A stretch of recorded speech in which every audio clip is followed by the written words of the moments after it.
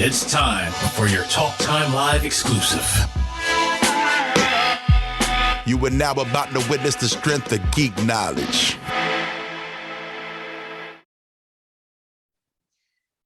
Folks, it's Wednesday, and you know what that means. Welcome to a championship edition of Talk Time Live exclusive. I'm happy to be joined by one of the hosts of Canada's premier wrestling radio and podcast show known as Sunday Night Main Event on TSN Radio. His name is Boris Roberto Aguilar, and he is here joining me to talk about the top 5 wrestling games of our time. Let's not stress that out too much. It is our time, not all time. There's a reason for that. But let's welcome Boris to Talk Time Live. Boris, what's going on, my man? Thanks for having me, man. It's awesome to be chatting, not only wrestling, but to be chatting video games.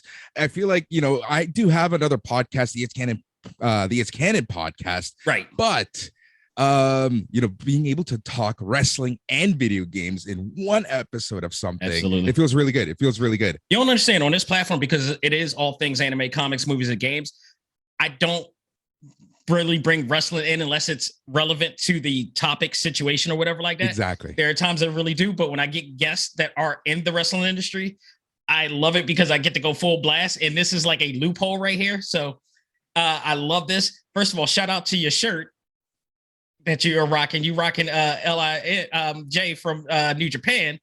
Yep. And I gotta jump on you with this because in honor of our day. I love it.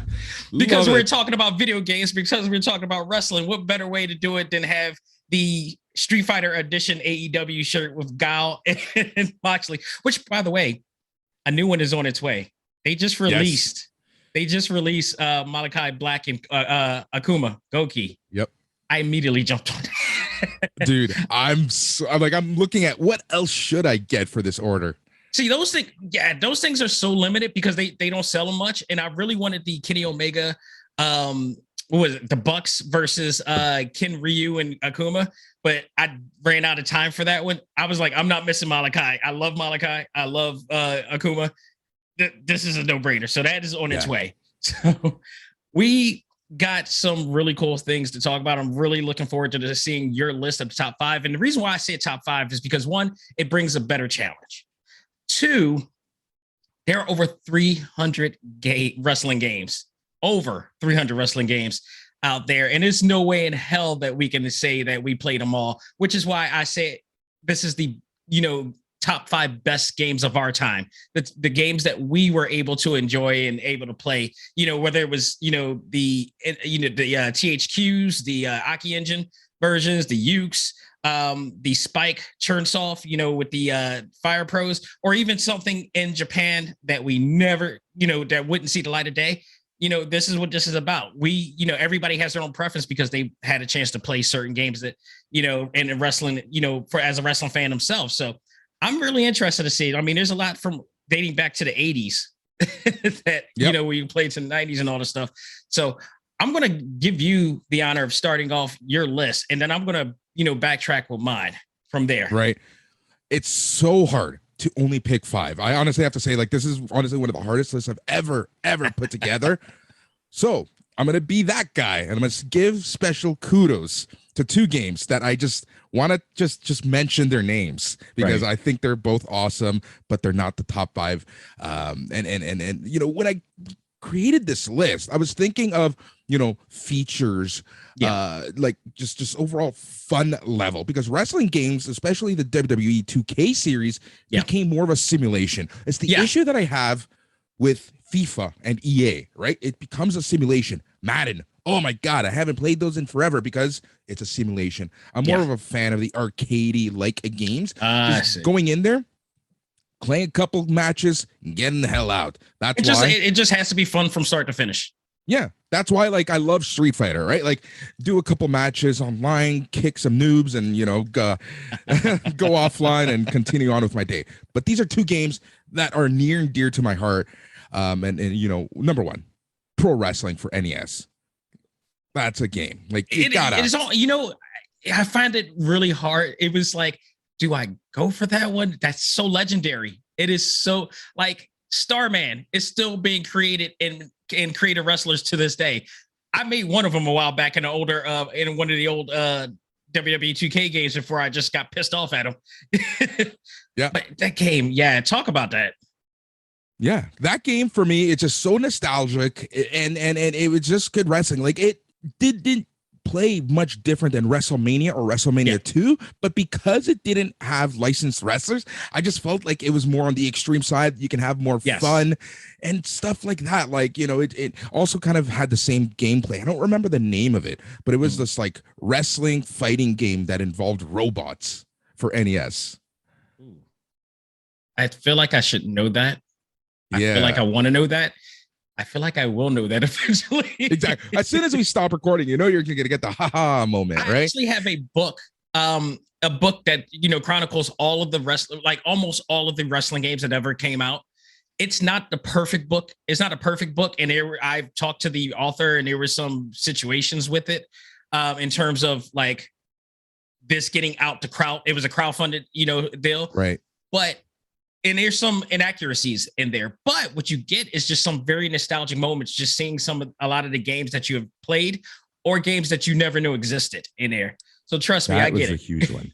Yeah, the other game is the amount of quarters that I spent on this game going to the convenience store with my older brother. That's WrestleFest. Yes. That game was beautiful. I mean, just the over the top. It really still, it's amazing because that game kind of personifies WWE's brand to this day. It's so over the top, you know, bigger than life type of, you know, sprites and model and just model designs and sprite designs and everything. But it was just so much fun. It's crazy when you think of when that game actually came out. Like when that arcade came out, like late 80s, right? Early 90s. And it took the console games up until Royal Rumble or Monday Night Raw to really start feeling like that. But even then, the animation and the character design on WrestleFest just blew it out of the water. Yeah. No, I agree. Like, that's a great choice. All right, but my number 5 game is the latest entry into Wait, that's your number 5? Wrestling. Wait, that's your number 5? No. I'm going into my number 5. Oh, you're going, because I thought, all right, so you said I gave 2 kudos. Okay, so I see what you got. Okay, go for it. All right, number 5, latest entry into the video game world. That is WWE 2K22. I've been playing it on PlayStation 5, and you know what? I have to give it the top 5 honors for the simple fact that, you know what? They came back, they went into a corner, they worked their asses off. If you played WWE 2K20, you will love this game regardless. I think that is the reason why a lot of people are praising it so much, which is kind of like a low bar. But I will, with that said, I will give credit where credit was due. That wasn't my pick exactly as far as most fun, but I am currently playing it myself. I've had my disdain for 2K games over y'all talking 2020 with it, which really personified 2020.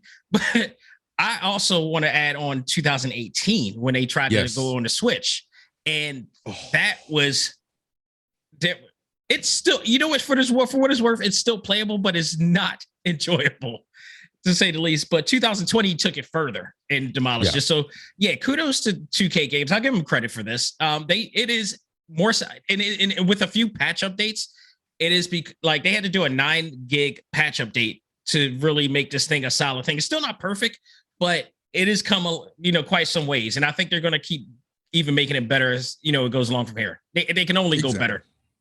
Exactly. And I think not only is the game good and fun and kind of getting back to basics, not so much of a simulation, it's the marketing around it where they basically said, mea culpa, we're going to give the fans what they actually want, which coming from anything WWE is kind of funny. In this day and age. Yes. In the 90s, that held true with Vince McMahon coming into the middle of the ring saying that. Today, not so much. Exactly. So yeah, that's why WWE 2K22 is my official number 5 entry of top 5 video games. Respect. All right, what's your number 4? Number 4. This one, I remember playing this game, going to a mall in Toronto. For any Toronto listeners, Pacific Mall. Everyone knows what's up. That mall is, you can buy anything knockoff, anything Japanese, anything, the stuff like that. So my PlayStation 2 was a modded system, so I was able to play some of these, not North American games, which kind of opened up my world to so much, especially being an anime fan and stuff like that. I was able to play some of those Dragon Ball games that never came out. Oh, you're a man of my heart. You're a man of my Yeah. I did the exact same thing. We had it here in Philadelphia in the 90s. Chinatown was that same type of spot that you had. Yep. My PlayStation 1 and PlayStation 2 were modded Same. to perfection. Same. Yep. So Swap disc for all that stuff. Yep. My number 4 entry is Wrestle Kingdom 2 for PlayStation 2. Nice. I've never got a chance to play that game. I've always wanted to play that game. I just saw really footage of that game, and it looks awesome. For PlayStation 2, it looks amazing. It's something about like the animation style that they use and the coloring that they use to make it look more cartoony. The gradation and shading realistic. and the color palette was really well done in there. It looked. You know what is the thing about Japan imports? What I loved is that they were treasures. They were gems that you would never see the light of day in the US or even anywhere outside of Japan. Yep. So you had to mod them, and it just made it feel more special that you were getting access to this unbelievable treasure, this rarity. That I still have a few in my office closet right here from Dreamcast and all this stuff and N64. It's like Dreamcast. Oh, sidebar. Dreamcast to this day, my favorite system ever released. Online capability, Phantasy Star Online, which is just one of my favorite games ever. I quote me or call me on it, but I believe that is the very first online multiplayer game ever. Yep. If I'm correct, like Sega 100%. Was the one that did it, which it hurt me when they defunct the whole entire system. It really sucked because even Resident Evil Code Veronica was great. They had some amazing games. The amount of fighting games that was in that system.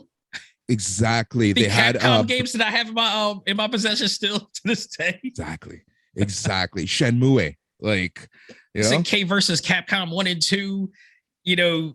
Marvel versus Capcom 2. That game on Dreamcast never replicated. You can't replicate that anymore. I want to take you for a ride. Okay. Exactly. So Wrestle Kingdom 2, just a really fun game. And this is the game that really introduced me to New Japan Pro Wrestling. Ah, interesting. Yeah. That's really interesting. What's your number 3? Number 3, this one I added right in the middle of this because it was like, if you think back at this time, at the N64 PlayStation 1 era, man, Acclaim was making some stinkers. They were not doing fun games. This game came out and completely revolutionized the world. Not only that, but every game has been modeled off of this game since. That's WCW NWO World Tour for the N64. Yes, very true. I mean, that was a game changer. And that was that probably wrong, maybe, but this is one of the first entries of the Aki engine. Yep. Yeah. I mean, it was very limited at the time compared to what we played later on, but it really made a statement. It really made a statement. It really did. It really 100% did. This game was just so much fun. Again, it made wrestling games fun because the moves that you were able to pull off so easily, that's what was impressive, right? You just go up, down, left, right, and your attack button, and boom, you're doing some fun stuff. Whereas Acclaim, it almost became like this weird Street Fighter like. That was a button. Those were blatant button mashers. Yeah, like they had to digitize the wrestlers digitized, and you were just banging on your hand on the arcade or whatever like that, or it was just. I mean, it was wacky fun. Yeah. Wacky fun was that. Remember that WrestleMania game that came out like in the mid 90s, the arcade game? Oh yeah, with like Undertaker, are you talking about the 3D version, or are you talking the like the? I guess it was kind of 3D. Is you had Undertaker kind of like you do the Shoryuken, and he would kind of do the weird ghosts coming out of his hands. And stuff like that. Yes, I do. Yeah, and then they came out with like I think 2 or 3 of those. Versions they did. Yeah, and one for Indie like House one as well. Yes. Yeah, they were. Yeah, there they were just one like they did for Game Boy Advance. That was so bad and so just. It's so embarrassing that game even existed. All right, what's number two? Number two is probably everyone's favorite N64 entry into wrestling games. That's No Mercy. It had to be it had to be close to number one at best, which I'm very interested in seeing when number one is. But talk about No Mercy. I mean, we're definitely gonna talk about that a lot.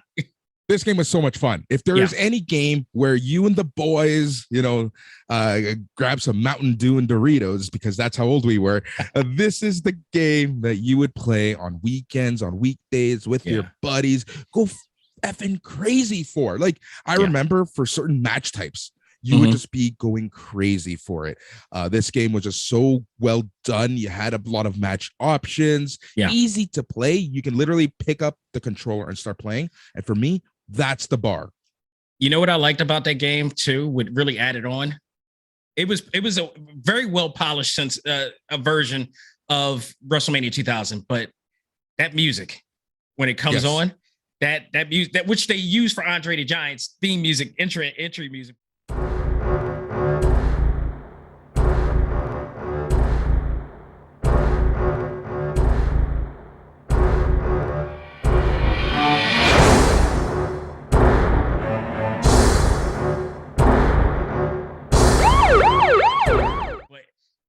It was it made it feel like this was a step up from what we played with WrestleMania 2000. And then on top of that, it was very well story based. The bracket system that they had for the story mode for every single title that you were going for.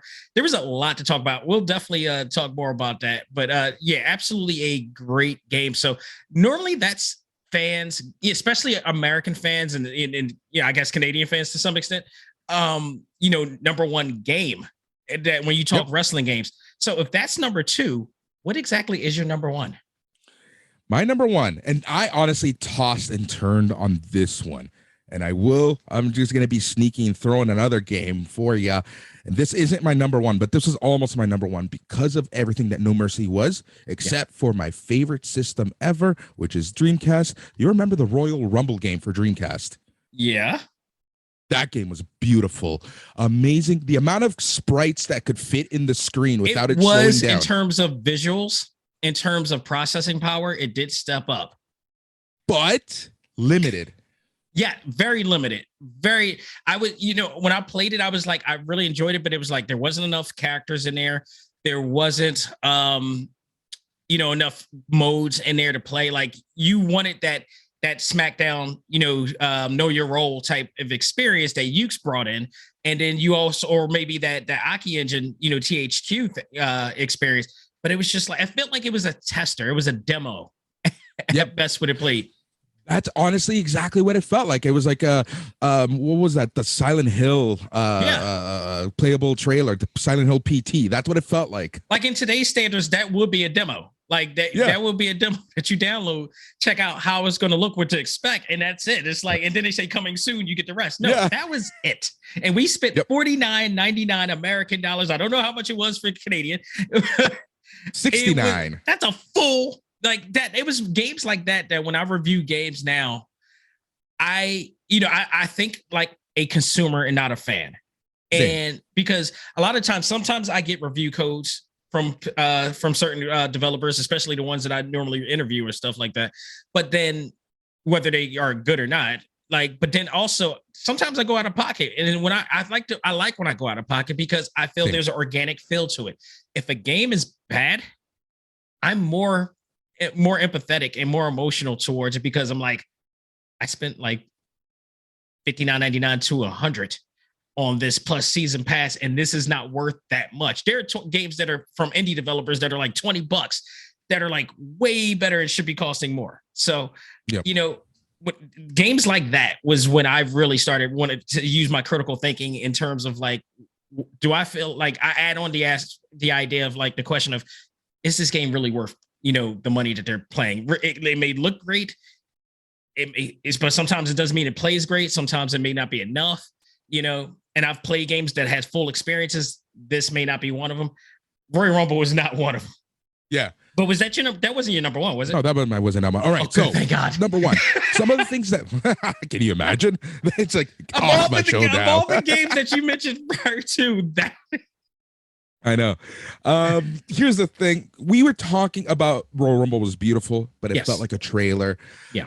Longevity is something that I took into consideration. Feature set looks, like I said, another major thing for me is, can you pick up the controller and start playing? This game might not necessarily be there, but it for sure checks the boxes on everything else.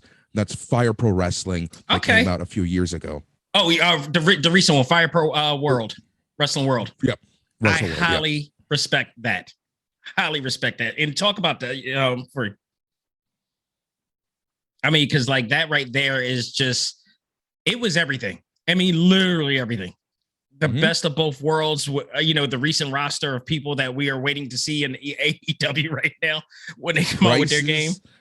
Yeah, the price was right. Yeah. Even if you got like the super collection. Okay, right, thank you for pointing that out, because there was like so many DLC out there. Yeah, exactly. I bought like the season pass, or what the equivalent of it for PlayStation when it came out for PlayStation. But that game just has everything, right? It has the match types, it has the creation, it has the longevity. It's easy enough once you get used to it, but there is a learning curve with the Fire Pro Wrestling series, and it's always been an issue with the Fire Pro Wrestling series, right? But this game, and the grand scheme of things, the learning curve is stiff. Yes, at first. yeah, it is. And it still looks good enough. Yeah, I agree. And then on top of that, like, I am a Soda 51 fan. He went on to, he's done a lot for that series. He's the reason why that series is the way it is. And he did it. I don't know if you ever play. I don't know how many Fire Pro games you've ever played. I've played a few. Okay. I don't know if you played the one where he did this storyline where this wrestler that he created, I forgot the name of the wrestler. And apparently this wrestler, you're playing this wrestler in a story mode. And spoiler alert from the 90s, I guess. This gets really dark. But so he wrote this story where at the end of the story, the wrestler falls into a form of depression and commits suicide. Yes. And he got it. Before the term viral came, Soda 51 became a household name because of that. And, it shocked people insanely when they found this out. It blew me away. And then he, on this recent version that you're talking about, he came back to, do a follow-up story with the son of the guy of that. And if you played that storyline, it's connected to that storyline, because the recent character that you're playing is actually the son of the father who committed suicide. Yep. It's deep. And then, Soda 51 went on to do like No More Heroes also, which is, for wrestling fans, that is another game that is just out of this world, over the top, and very wrestling heavy. He also did Killer 7, right? Killer 7 as well. Yeah. He did all that. And now he's Grasshopper. I forgot his company, Grasshopper, is now, they're not even doing video games anymore. They're working, I forgot what they're doing, something that's like, I think they're doing online games at best. And I'm like, that's a waste of talent right there. Yeah, exactly. So the game, I think it came out for the Super Famicom, so Super NES. It was again one of those games that would never make it to the States or whatever because of the. I played this game, and I played this game because in a store near where we lived in Mississauga at the time, a suburb of Toronto, they rented you. This is how old we are. You couldn't just download whatever and start playing. So we went to the store and they rented you time with a system and a game of your choice. So they were like bootlegging games way before, and they didn't have the American Famicom or Super Famicons. They had the Japanese versions, and then they added these cartridges that they were all blank. I remember the cartridges with the emulators and all the mobile. I've had a few of those. Yeah, exactly. Awesome. So that's where I played this game. It's called Super Fire Pro Wrestling Special. Yes. I so remember those. Oh, those cards. God, I love it. Fun fact, as you mentioned this, I actually own 2 Raspberry consoles. You know what those are? Nice. Yes. I have 2 of them, courtesy of a friend of mine, and they have some of the most awesome games. Some of them have really cool wrestling games. I got Saturday Night Slam Master 2, which I finally got to play. That's a good one. I'm trying to make it so I can start streaming with those as well. I finally got a video card or whatnot. I just haven't come across to putting them together. But Fist of the North Star, the fighting game that I don't think ever anybody's ever played before, is in here too. It's just some awesome stuff. So, all right, I really enjoyed your 5, and I'm really surprised that some of them wasn't mentioned in there. But I'm gonna go on my 5. Now, I thought we were gonna be similar, more similar than not, but surprisingly, we're not. So I'm looking forward to what I'm about to hit now. We can discuss different games, and I love this. Is what I love. So, like, for me, my list was a lot. You know what? It was quality based, but there was always nostalgia. Like, these are games that I've always remembered playing with buddies, with friends, with my brother, who's like, beyond my best friend. These are games that we always played with our pay-per-view friends. Every pay-per-view we had that illegal cable box, the D-Scrambler, so people would always come over to our place, so we would whip out these games, and a lot of the games I listed are the games that we played up until, I guess number 1 and number 5. I guess I kind of played those on my own, but yeah, it's almost like we live parallel in our own timelines, but doing the same things all the time. Yep. All right, so let's go with my 5 here. So number 5 is a game that should not have worked. It really should not have worked in terms of the combination, the branding, all that stuff. But like Kingdom Hearts, where you got these 2 different worlds that are working together, and it's like, this is happening. This is real. This wrestling game happened, and it was absolutely awesome. And most likely thanks to the Aki engine again, and that is Def Jam Vendetta. Yes. Oh my God, as a hip-hop, growing up in hip-hop myself and liking the Aki engine, they came up with this idea to do this, and my God, it worked. And not only that, it had the Mount Rushmore of hip-hop artists, Sticky Fingers, DMX. I mean, like, I went back and played that game, and because when DMX passed away, I went back and like played that game. I was like, this is just legend. Ludacris was on there. You had Sticky Fingers on there. The acting was really good. Method and Red was in there, and like they were doing like some of the same things that we played on WrestleMania 2000 and No Mercy or whatever like that. And then, but they tweaked it to give it like an over the top feel, make it cartoony violent, but not too violent. But it was just, it was an amazing game. The only thing I really didn't like about it is that many of us who played it wanted that creative suite and aspect. They didn't give us that. It was focused on 4 different characters, and we had to play upon those characters. And if we couldn't like do there weren't new game plus at the time. That didn't exist, so we had to erase the data to play it over again. And we would get a different move set and different experience depending on our stats and everything. But the story was great. I love D-Mob as the main antagonist in there. Oh, he was M. Bison good for me. I thought he was awesome. But nobody ever beats me. In that game. Bison good. I love that. And I will go into our all-time great, Sunday Night's Main Event Facebook group. I got to give a big credit to Fraz Mirza in there, because I didn't want to say, and I didn't want to talk to anybody because I didn't want to break out into conversation to talk about what I was going to pick. But he picked Fight for New York, and much respect to him. But people always do this and make this misconception. Fight for New York is actually a fighting game using the Aki engine and tweaked to be more of a brawler or fighter. So it was no longer meant to be a wrestling game, whereas Vendetta is an actual wrestling game. They had, wrestling rings and all that stuff and different, cage matches and everything. Now, Fight for New York had the same thing too, but they really meant it for this time to be an actual fighter, a street fighting game. They are in the street with their own type of thing.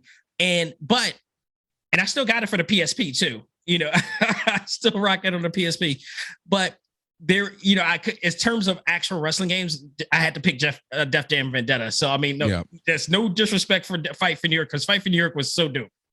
So Fight for New York it's kind of like backyard wrestling too, right? Where it's more of a fighting game. It's more back alley fighting. Game. Yeah. It's more back alley fighting, but they do use a lot of wrestling, moves that they took from it, but they added some Street Fighter moves as well in there, because in environmental type of attacks, because you were in like alleyways, sometimes you were in cages.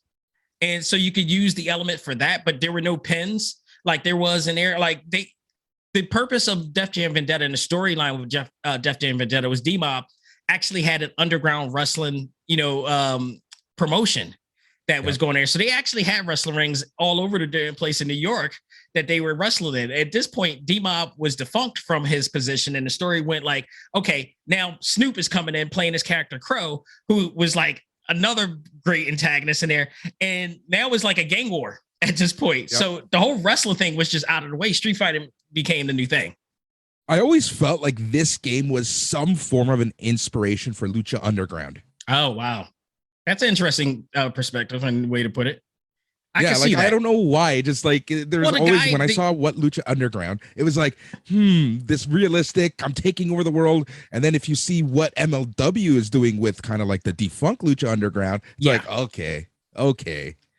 Even though I don't think anybody in MLW have ever played Fight for New York, but I can see that because the story of Lucha Underground was the owner who kind of was in that type of situation, like that D-Mob-esque type of situation. Yeah. So I can see that. And then they had like Drago, who was just like the most over-the-top character, but he was awesome in there.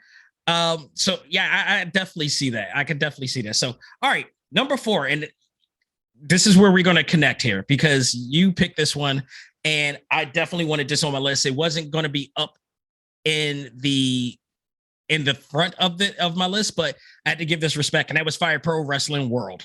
And I was picking very hard from Fire Pro Wrestling World in comparison to Fire Pro Wrestling Return, which was on the PlayStation 2.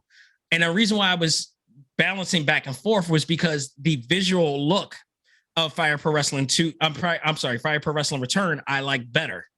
When they did Fire Pro Wrestling World, there were some changes in the cosmetics of it. Because there were so many customizations, you'll notice that like the arms are separating itself. You saw that, legs, and I kind of didn't like that because it looked like Flash animation to me. Yes, but when it's all said and done, it was fluid, it was solid, there was nothing wrong with it. The moves still pulled off really well. You can mod it any way you want. And I think they did that because they wanted people to be able to mod the game as they did. But again, like you said, you had all of New Japan Pro Wrestling during the hottest, era of New Japan with the Bullet Club, with Kenny Omega and the Elite and all that stuff. And you had and then they added Stardom to it, to add on to that. And then you can add on your other things. And there was just so much customizations to it. And then they had the storyline and just so much. It was just really well done. So I, just based on depth, I made Fire Pro Wrestling World in it, but I agree. I loved it. And I still go back and play that every so often too. My only pet peeve about Spike Churnsoft, the company that brought it back, why isn't this game on the Nintendo Switch? Do you understand how much gameplay value, time and I would spend on that game if it was on it? That is the perfect game. And I would say up until recent with Retromania Wrestling, I believe, because I had the discussions with people on social media about this, but I love what they did with that game. It's not the best game, but it was a period piece of the game where their job was to make it a retro nostalgic feel, and they completed it. That's exactly what it is. And I think a lot of the people who didn't like it in a sense were not people of our era. They want a lot of depth, and that's not what this game was supposed to be. It's an art piece. It was made to be a certain type of genre.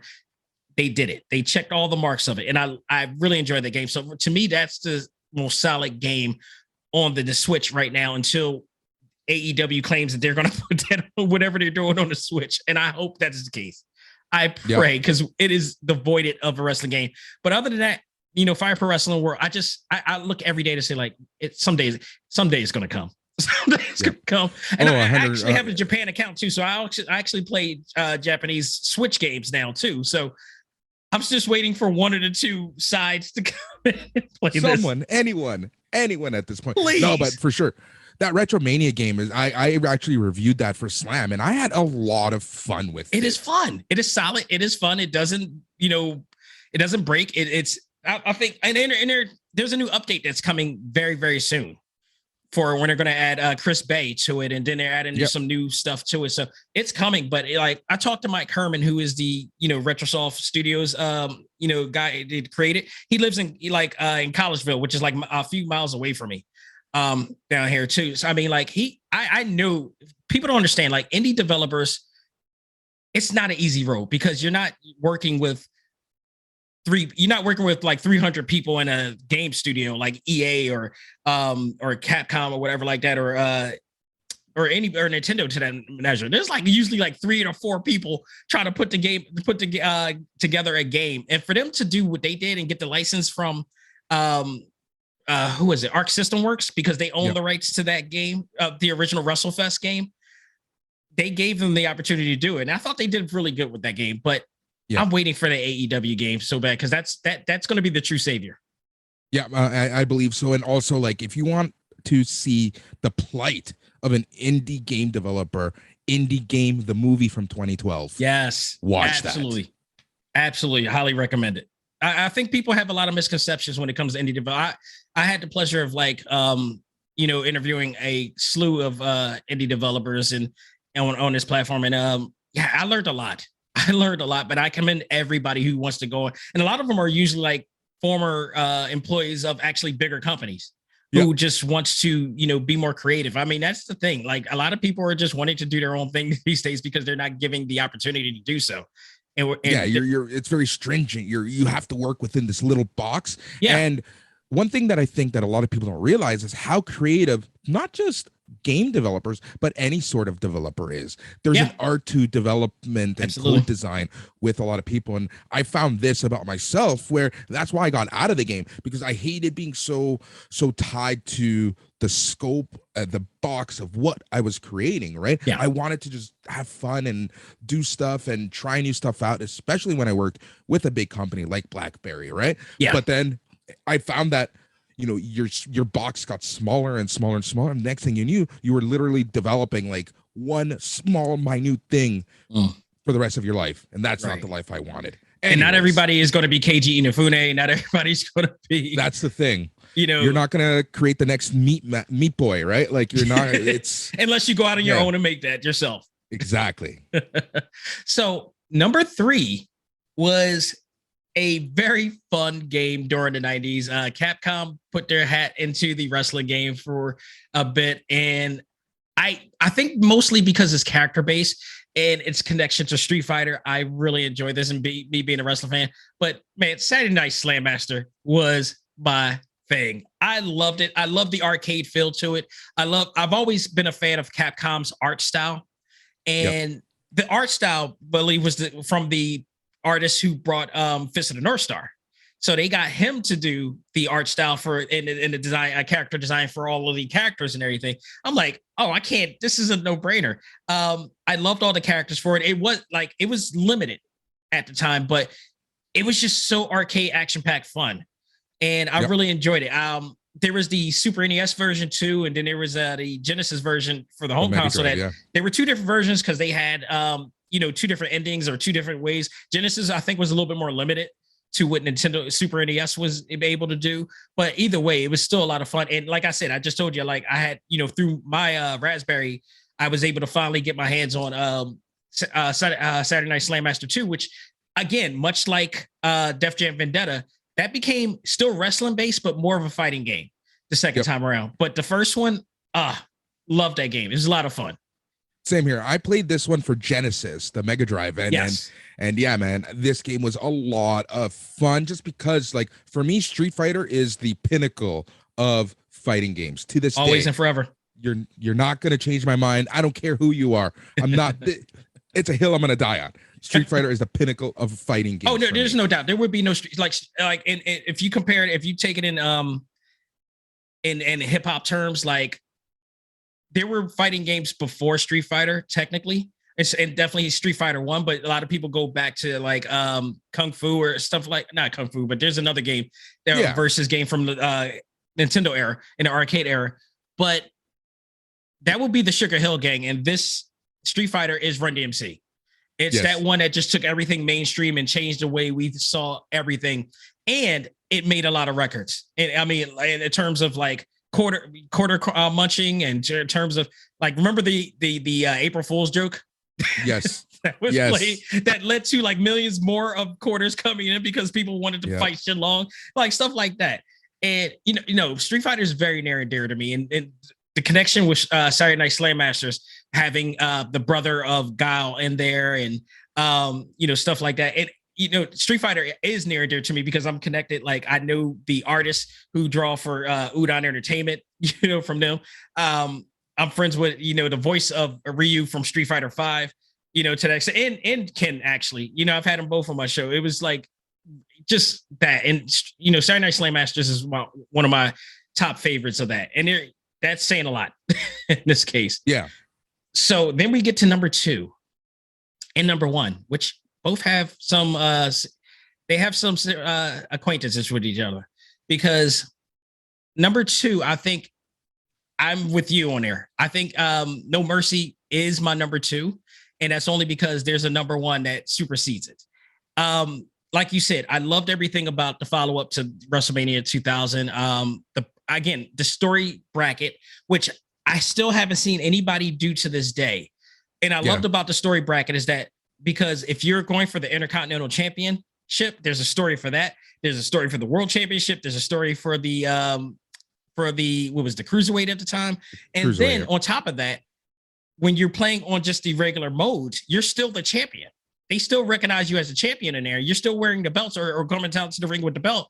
And if you get beat in the regular modes and the mode options and everything, that changes up the story mode. So you're coming in as that character who won in there, and you're doing it. You're either chasing the title or you're defending the title. So there were 2 different types of story brackets there, and you could pick which story direction you want to go to in there. I thought that was very creative. I don't understand why they didn't start doing that again. I still think that was a better structure than any of the Ukes games that they've come out with to this day. Like, even like to this day, like the structure with when THQ and Ukes worked together, they had the same thing. But when 2K Games started working with them and Ukes started working together, they had this constant thing where everything was just random, so to speak. Yeah. And now it's repetitive. So, I mean, it's too repetitive. It's like, if I play like right now 22, you're going through some of the same things in universe mode over and over again, and the storyline is not developing enough. So it's like, I guess they were trying to art imitates life. In a sense. Yeah, that's I like that, but it's true. It just like it right now, it's the repetitiveness, right? Like that kind of gets to me, and that's why it's like, as good as it is, there's still limitations that I'm assuming that WWE sticks with 2K, that they'll be able to kink out. But if they go with EA, then I predict it's the end of WWE games. I think EA can't do it. EA. No. I've played Fight Night. I love Fight Night. I love the Fight Night series, the boxing series that they used to do. I enjoy the what is that? The UFC series. Yeah. Both of them still have limitations, in my opinion, in terms of creativity, your creative suite, all around. Like, have you ever played UFC Undisputed? Yes. Undisputed 3 is one of my all-time favorite MMA games, because they had, I think Ukes did that, and then there was so much you could do with that game. And then on top of that, they had Pride mode, which means there were soccer kicks going all around. Your Wanderlei Silva just like murdered people in there. So, I mean, there's not a MMA game to this day that they're able to follow up, and EA has not been able to do it. They're good, but not great. And again, and then there's the microtransactions and all that loot crate bull that you got to deal with. So 2K is doing it too, to that extent, but EA can't handle a wrestling game. I don't think there'll be an engine good enough. That's why there's only 2 companies right now. All right, 3 technically, because now 2K actually was able to do good without Ukes. Yep, they were. But now Ukes is still out, and they're working with the guy who, pretty much created the Aki engine. So it's going to be very interesting to see what happened to that. But EA is not in the, I agree. If they go to EA, it's going to be the end. Agreed. It's going to be the end. The only positive, and it's from a business standpoint, and not even like they don't give a crap of the consumers, and that's microtransactions. It's starting to trickle down and It is. dilute because people are wary of the situation. I've never been a fan of them. I stopped doing that even for mobile games. I stopped playing mobile games because I just saw how much of a carny type of situation has become with that. Yep. But yeah, I wish they just go back to the, I don't mind paying for DLC. I mind these loot crates that, they try to do what they did back in the day with arcades where they just, heightened up the, the difficulty level. So you want to actually put in more quarters. So stuff like that. But, as great as No Mercy has been for, fans of those who don't play imports, there is actually a version of the Aki engine that supersedes this. And if you played the N64 and you played import games and you're a wrestling fan, you have played this game before because this supersedes. This came out at the same time that No Mercy came out, and that is Virtual Pro Wrestling 2. Have you ever played that? Yep. Game took which you played. If you thought that you played a great game on No Mercy, no, you have not, because they used the same engine that No Mercy had, took it to a whole nother level, added All Japan Pro Wrestling, added New Japan Pro Wrestling, added Pancrase, added mixed martial arts. And you were able to do the same things in terms of Creative Suite and everything from there. And it was just so much better. I mean, come on, you're playing Stan Hansen versus Vader. You're playing, Kawada versus, what is the Emerald Green? I'm blanking out. Misawa, thank you. Mitsuharu Misawa. So you get to play those classic battles. I'm sorry, FNW was also in there too. You got to play Hayabusa. Rest in peace, the legend himself. Like, he doesn't get talked about enough, by the way. I know Shida likes to pay homage to him a lot, but they need to really bring him up because he's a lost art. By the way, speaking of which, that's when I first seen Dan Labransky. Was FMW. Dan Buff Labransky used to be the commentator for a lot of FMW video. I don't know if you've ever seen him before, but I have. I still have the Flying Assassin that he's nice on as well, and him versus Mr. Ganosuke, treasures. So you get to play those characters that you got to know and learn. I mean, Boss Fruit is in there, for God's sake. Chuck Liddell, like, just so much. It was so much, and they never were able to bring that to America. It was just, and I still own it. I still have it, man. Yeah, this game was just, it is so one of the special. Best. Yes, it really is. And this one was, should I put this as my number one? I was really trying to find a place for this game. Virtual Wrestling 2 is just so great. Yushin Thunder Liger was like my go-to character in this game. Samurai is, so many. Oh, and again, the whole entire junior heavyweight division of New Japan Pro Wrestling was in there. Like, it's similar to. So this is where I put in Wrestle Kingdom because it kind of introduced me to a lot, right? And I found that I played Wrestle Kingdom a lot more than Virtual Pro Wrestling, so that's why that ended up coming in. But I understand that because I probably would have done the same thing the way you're describing. Yeah. Exactly, but this game, Virtual Pro Wrestling, like, it's just one of the games that just to this day looks amazing still. Yeah. If the AEW game can look like this, play like this, I'm happy. I think the look part is already getting there. Yeah, the play part there. The play part, I'm not. I really like. I'll be surprised. Really, considering who's behind this, I would be so surprised if this is a bad game. There's it's virtually no way that this can be bad. The only way, knock on wood. Knock on wood. This is the thing. Like, they're essentially writing everything from scratch, right? From scratch, right? So from a pure video game entertainment point of view, I can see it being great, but how buggy is it going to be at release? That's where I think this game could fail. Luckily, this is one of those situations that I hope, because Kenny Omega is a video game fan, a hardcore video. He's an e-sport gamer. Yeah. So him overseeing this kind of gives me hope, because he talked about many times in interviews that he did not want to bring this out until it was absolutely ready. He didn't want to bring anything up until it was absolutely ready when they have more information. He saw, like, I think honestly, I have reason to believe that he was monitoring what Mike Herman was doing with Retro Mania Wrestling, because this is the part I talked to him about it, and I said, like, I told him like, I have somewhat the deepest respect for how you're opening up the curtain for everything that you're doing, because a lot of game studios don't do that. He would talk about when he, the trials and errors of what he did, and the goods and bads, whenever he had to change developers and all that stuff. He would keep us tight with the situation up until the time that it was finally released. And I commend him for that. And then sometimes I'm like, you're keeping the door open too much. But I think Kenny was looking at every aspect of everybody who was, working on a wrestling game. There's another wrestling game coming out too called The Wrestling Code that Kurt Angle is going to be a part of too. So I'm keeping my eye on that one too. But I think he's looking at everybody. I think he got everybody on the radar, saw what he was doing. He was like, I'm not going to say anything until it's up, up to code. It goes gold or whatever like that.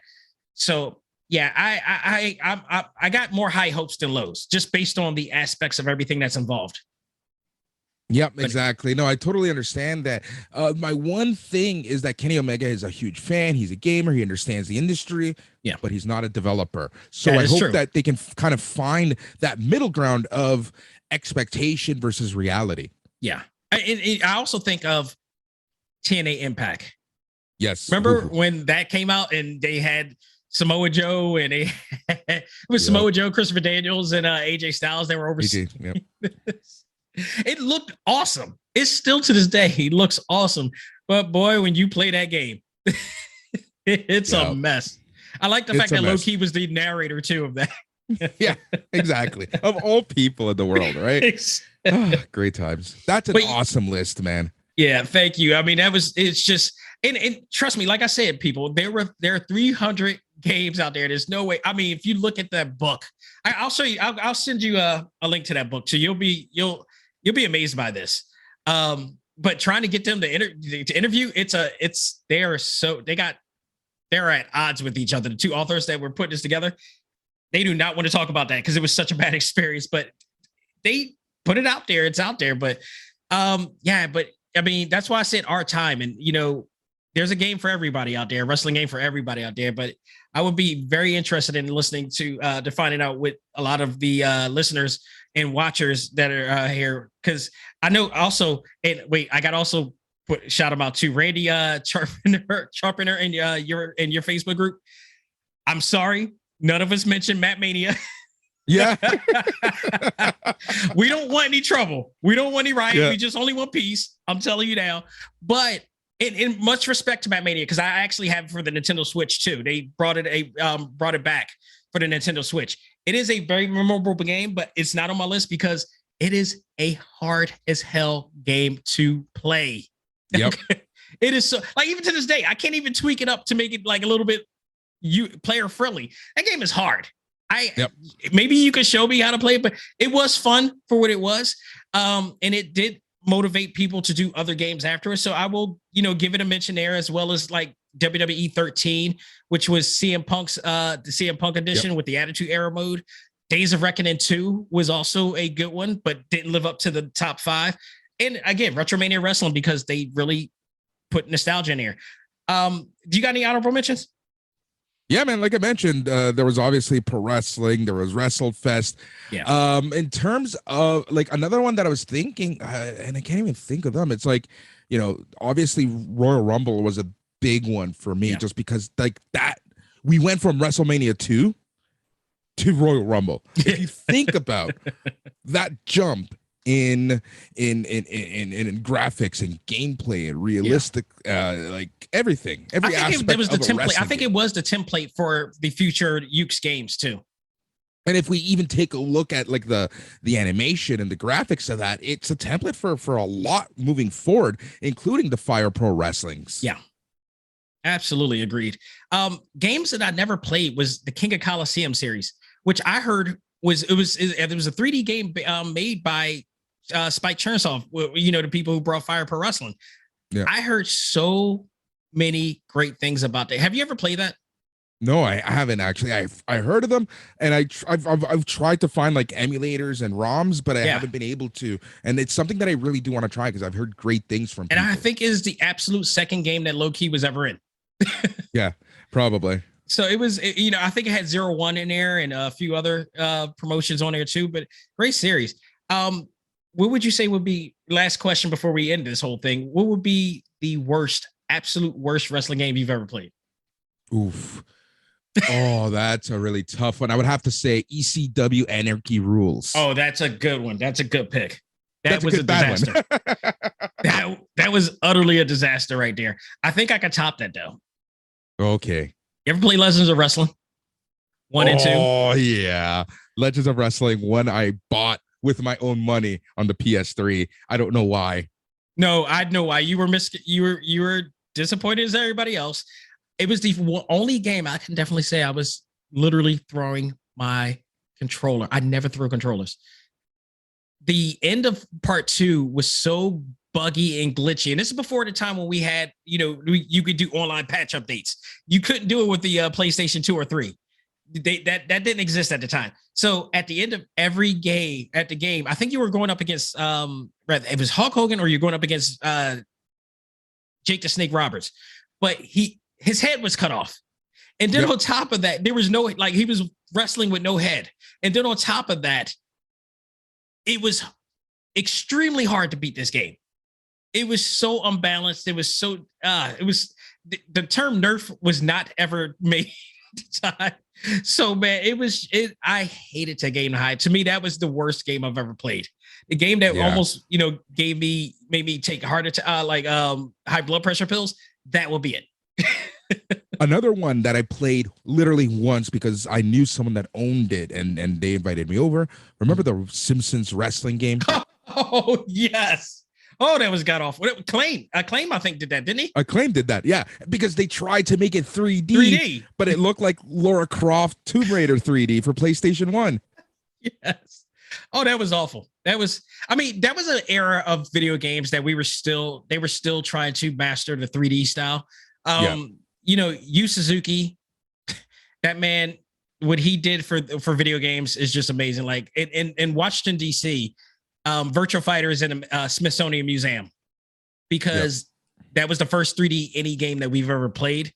And it literally, if not for that game, we wouldn't have Final Fantasy VII. We wouldn't have these wrestling games. We wouldn't have Street Fighter. It made into 3D. It changed the way we play fighting games, but it changed the way we played everything.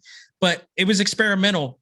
At the time, Sega was on point, but everybody else weren't all the time. And Acclaim definitely wasn't one of those guys. For sure. That's exactly it.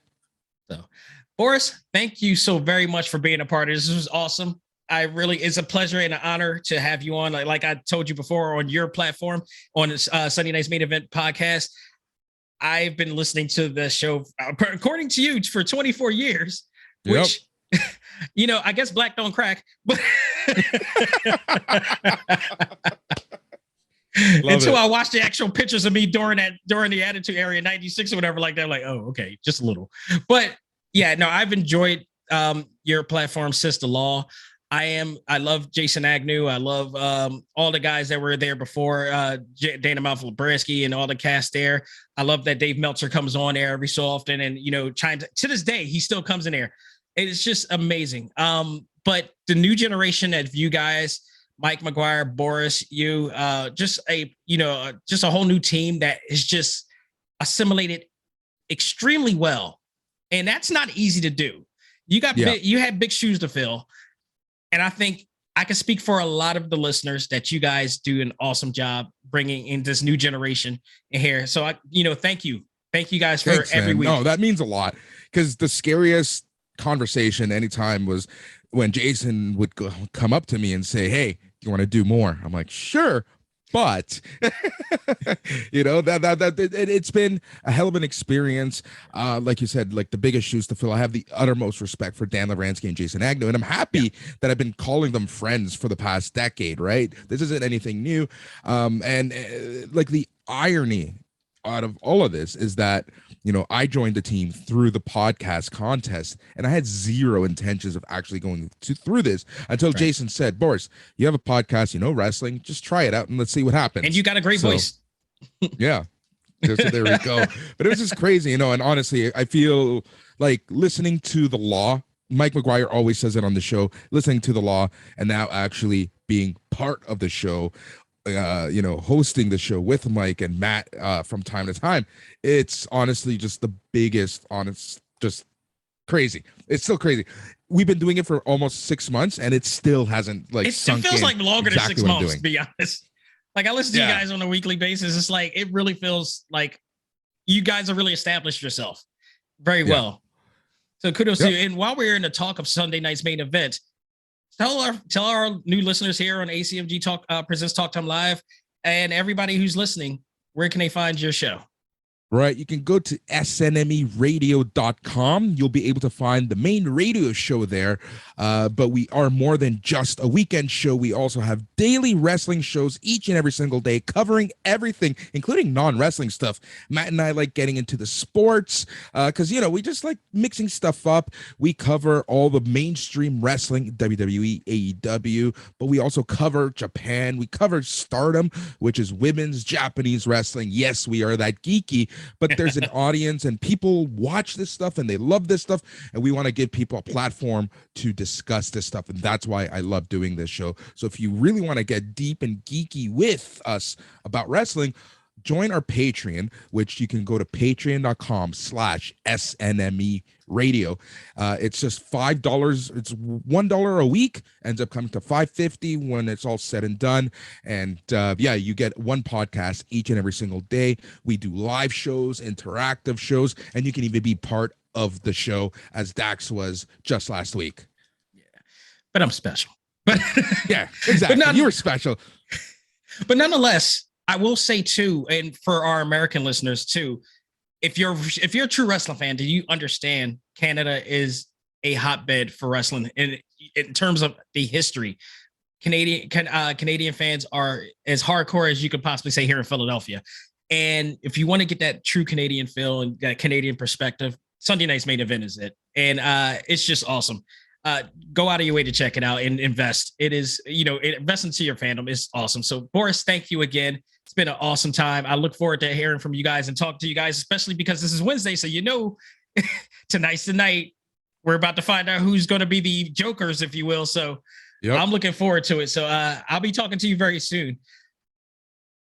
Folks, thank you for joining us for this very special edition of Talk Time Live. On behalf of myself and Boris, by the way, I just want to break out real quick. You do realize your name is an actual wrestling-like name, right? Oh, I know. 100%. If you work for the WWE, real quick, they would call you Boris Roberto Aguilar, but which part would they take it? What names they would stick to? Because they would take out two of the names and just make you one. Which one do you think it would be? They would leave me as Roberto for sure. I think Aguilar. Aguilar? I think Aguilar. It sounds like a Warriors, a very warrior-like hero WWE type thing. Yep. I love it. I like Aguilar teaming up with Dewdrop. As I was saying, folks, on behalf of myself, this is Dax Xavier Josiah speaking on behalf of Aguilar, saying learn to let go, live life, and love all things anime, comics, movies, and games. This is ACMG Presents Talk Time Live. We are out here. Take care and have a great day.